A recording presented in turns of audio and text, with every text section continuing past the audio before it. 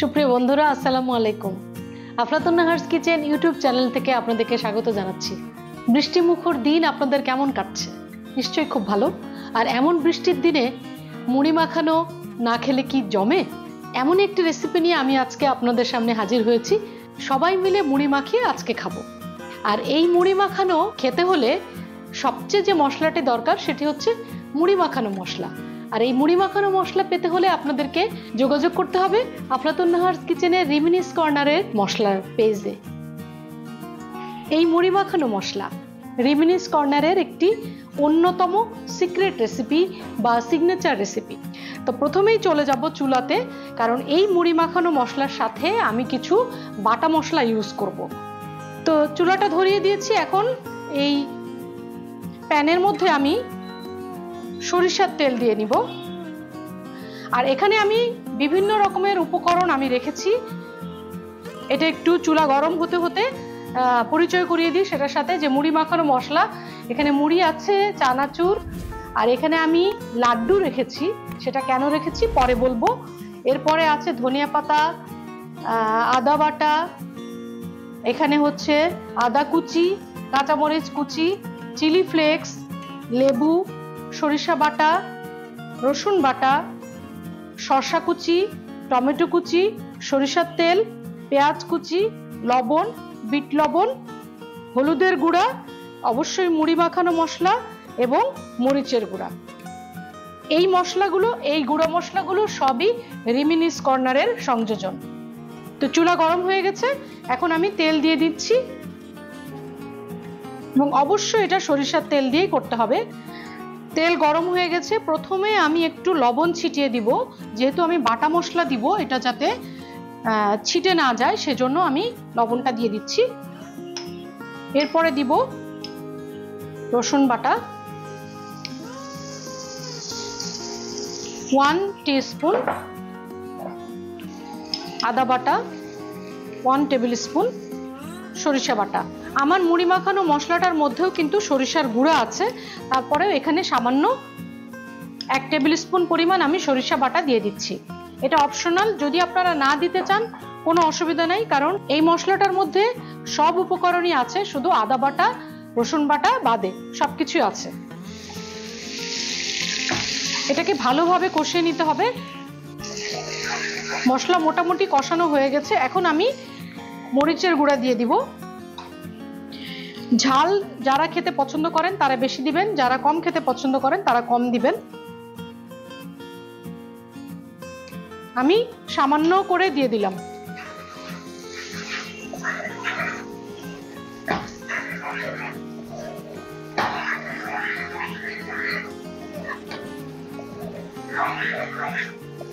আমরা আসলে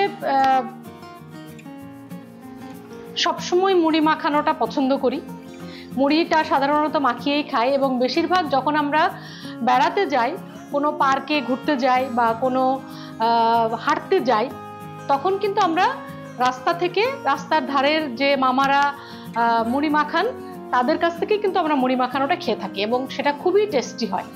তো আমরা সেই রকমই একটা মুড়ি মাখাবো আজকে, যে অনেক টেস্টি এবং ঠিক স্ট্রিট ফুড যেটা মুড়ি মাখানো সেটার মতোই মজাদার। তো এখানে মুড়ি মাখানো মশলাতে অনেক বেশি তেল থাকে। আমি এত বেশি তেল ইউজ করব না, আমি কম তেল দিয়ে এটাকে সুস্বাদু করার চেষ্টা করছি।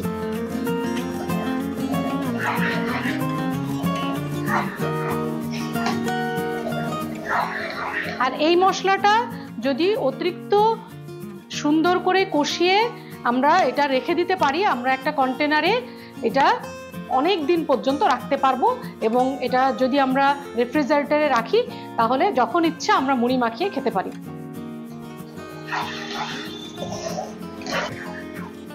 সরিষার তেল দেওয়ার কারণে এরকম ফোমি হয়েছে, ফেনা হয়ে গেছে, এটা কোনো সমস্যা নাই।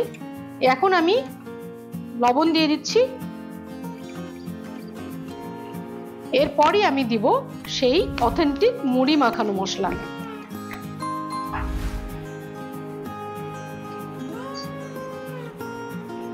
Two table spoon.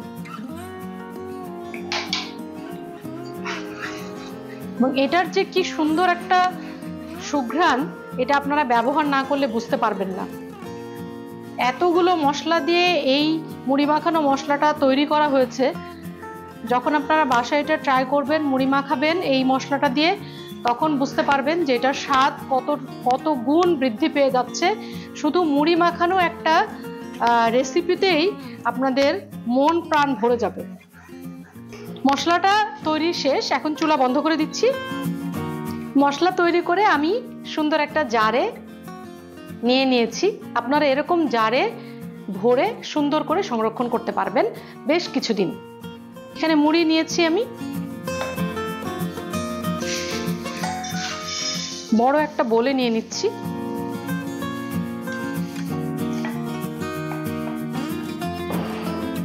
এরপরে চানাচুর দিব, এবং অবশ্যই বাদামালা চানাচুর নেবেন, তাতে বেশি টেস্টি হবে।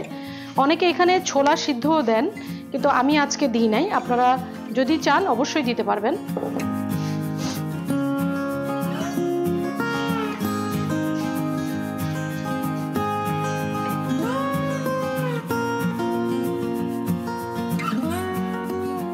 শসা কুচি,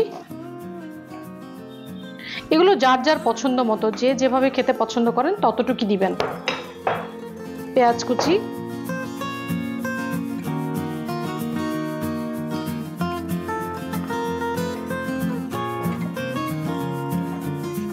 ধনেপাতা,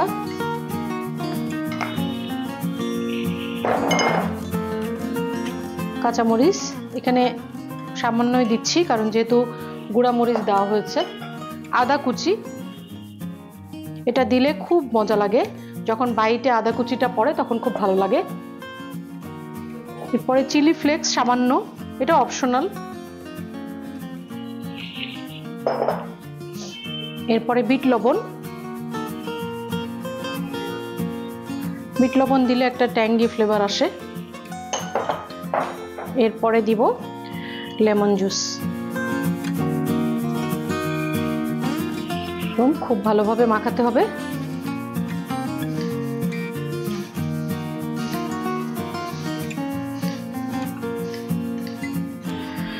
সব উপকরণ দিয়ে মুড়ি মাখানো শেষ, সবশেষে সেই ম্যাজিক মশলা।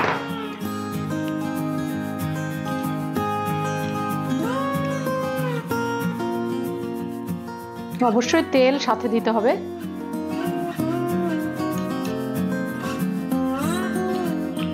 এরপর খুব ভালোভাবে মিক্স করতে হবে।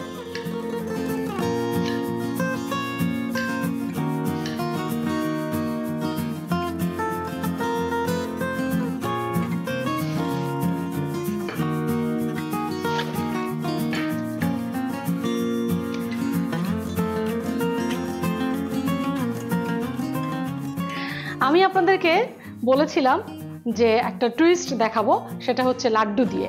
আমি যখন এভাবে মুড়ি মাখাই তখন উপরে লাড্ডু ভেঙে তারপরে খাই, এবং সেটা যে কি টেস্ট সেটা আপনারা না খেলে বুঝবেন না।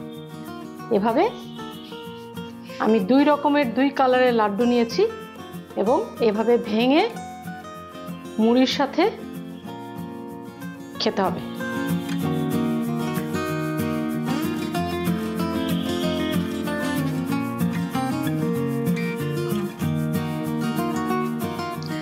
আফলাতুন নাহার্স কিচেনের সিস্টার কনসার্ন রেমিনিস কর্নারের এই মুড়ি মাখানোর মশলার জাদুকরি স্বাদ নিতে হলে আপনাদেরকে আফলাতুন নাহার্স কিচেনের ফেসবুক পেজ বা রেমিনিস কর্নারের পেজে নক করতে হবে, এবং আফলাতুন নাহার্স কিচেনের ইউটিউব চ্যানেল সাবস্ক্রাইব করে লাইক কমেন্ট দিয়ে সাথে থাকতে হবে।